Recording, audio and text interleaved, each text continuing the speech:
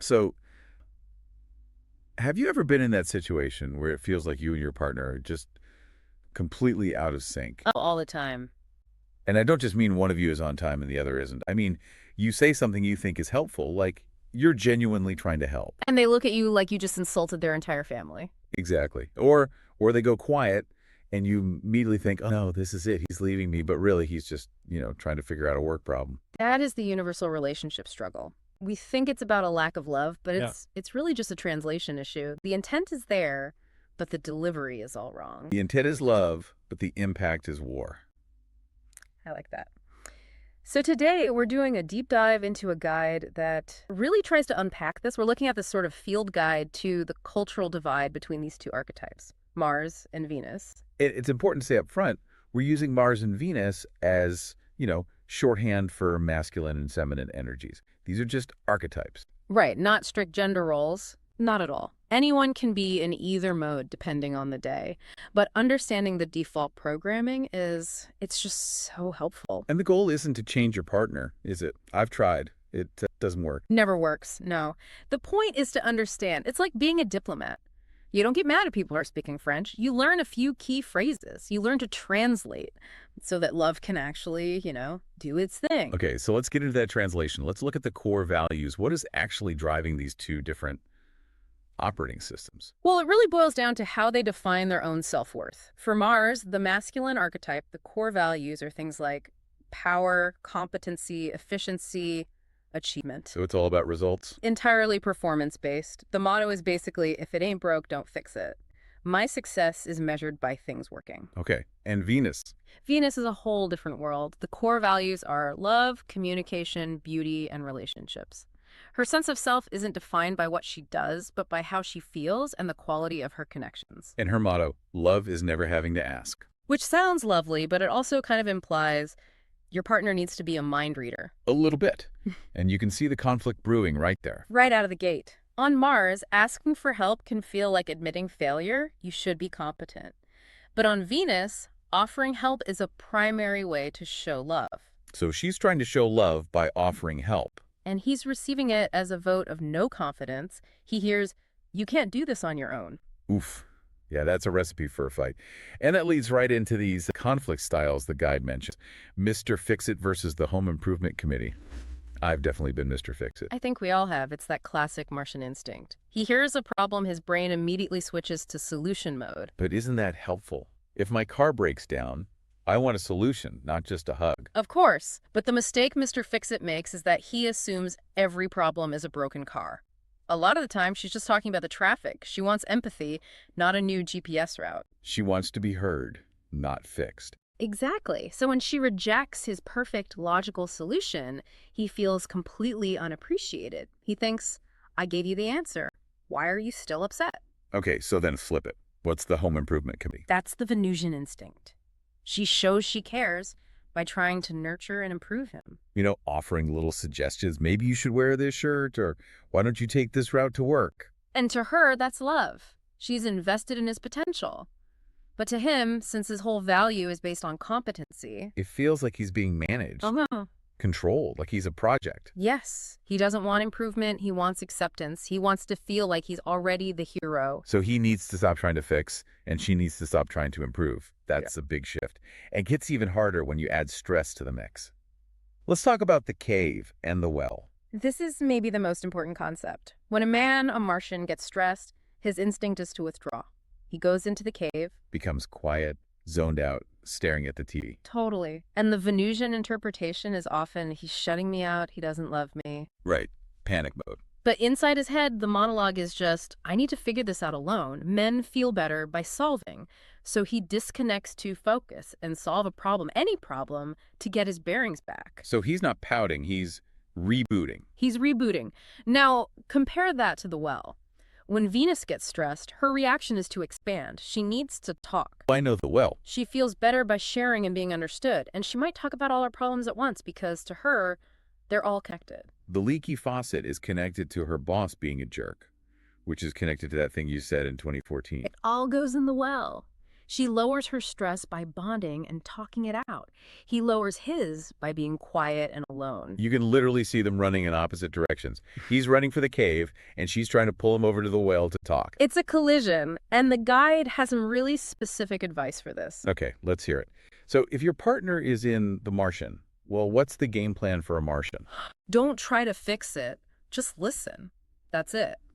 The main thing is to validate her feelings. Say things like, "That sounds really tough," or "I'm sorry that happened." That's it. It sounds too simple. It's incredibly hard for a fixer to do, and the big don't is don't get defensive. If she says the house is a mess, just hear the feeling behind it. Don't list all the chores you did. Okay, so for her, when he goes into the cave, what does she do? This is so counterintuitive, but the best thing to do is ignore him. Ignore him. That feels so cold. To him, it feels like trust. It says, "I'd have faith you can handle this on your own. The best thing you can do is go do something fun for yourself." So don't follow him in there asking, "What's wrong? Talk to me." Absolutely not. The guide uses this analogy of treating him like a passing tornado. A tornado. Yeah. You don't run after a tornado. You lie low, let it pass, and it will. You can't stop it, but you don't have to get swept up in it. Lie low and let it pass. I'm going to remember that one. Okay, so let's shift to motivation. What keeps these two archetypes going? It's two different kinds of fuel. For Mars, the primary motivator is feeling needed. He's driven by the sense that his efforts matter and that he is trusted to provide and protect. If he feels unneeded, he just becomes passive. He stops trying. And for Venus? Her fuel is feeling cherished. She needs to feel that her needs are seen and respected, that she's not in it alone. If she feels unsupported, she just gets exhausted from all the giving. She burns out. So he needs to feel essential, and she needs to feel seen. Perfectly put. And a lot of the time we miss this because we are literally speaking different languages. The guide has this phrase, dictionary, that is painfully accurate. Well, yeah, let's do one. Okay, a Venusian says, "We never go out." Okay, my Martian brain hears that as a factual statement that is incorrect. I hear, "You are failing as a partner. Here is data to prove it." I immediately start calculating the last time we went out. Right, you're debating the data, but the real meaning is just... "I'd love to spend some time with you." It's a bid for connection, not a lawsuit. Exactly. Okay, the other one. Everyone ignores me. A Martian hears the word everyone and thinks, "That is a logical impossibility. I'm talking to you right now." But she just means, "I'm feeling a little lonely and invisible at the moment." And it goes the other way, too. The famous Martian silence. The cave face. The 1,000-yard stare into the refrigerator. Venus sees this, and her brain translates it as, "I'm ignoring you because I don't care." When really he's just... Buffering. The internal monologue is, "I am processing this complex problem and trying to find the right answer." If you interrupt the buffering, the whole system crashes. Okay, this brings us to the actual rhythm of intimacy. It's not always the same. The guide calls the male intimacy cycle the rubber band. Yes, and this is a big one. The cycle is closeness, then pulling away, then springing back. And that pulling away part is what freaks everyone out. It does, because it feels like rejection, but it's not. For a man, deep intimacy can sometimes feel like he's losing himself. He needs to pull away to feel his own sense of autonomy again. So what happens if she chases him when he's stretching out? The rubber band goes slack. There's no tension. It can't spring back. The advice is you have to let him go. He will hit his limit and come snapping back with even more energy and love. Let him stretch. Got it. So men are rubber bands. What are women? Women are the wave. The female emotional cycle isn't about autonomy. It's about feeling.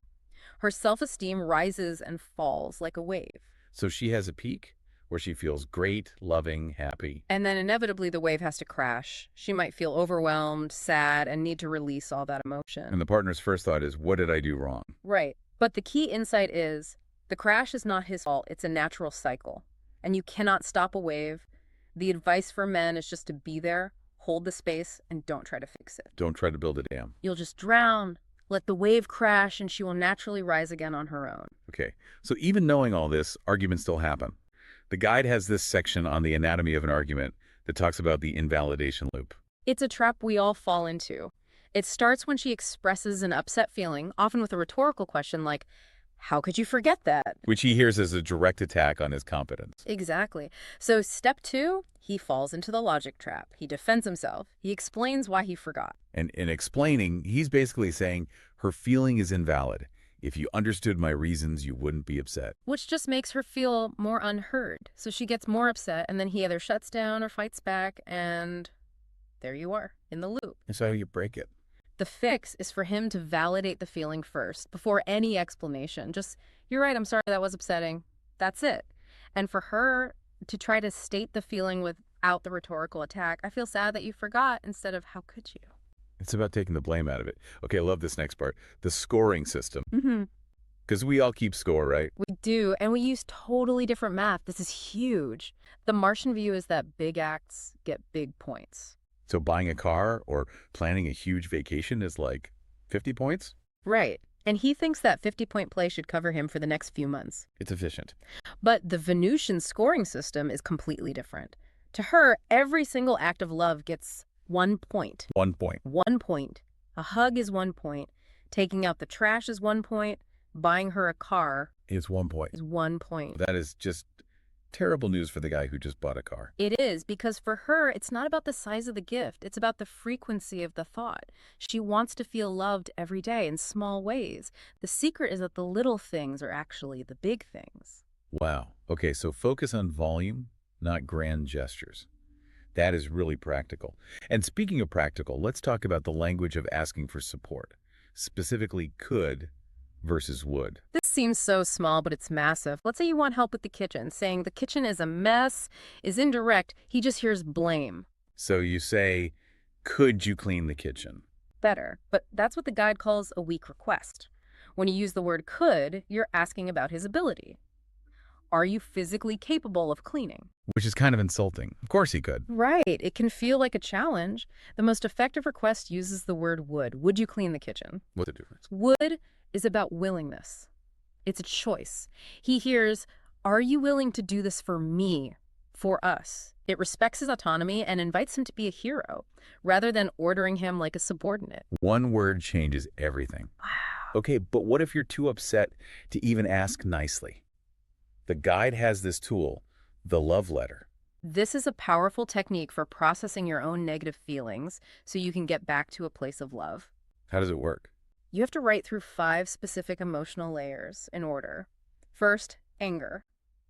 I'm angry that. Then sadness. I'm sad that. Then fear. I'm scared that. Then regret.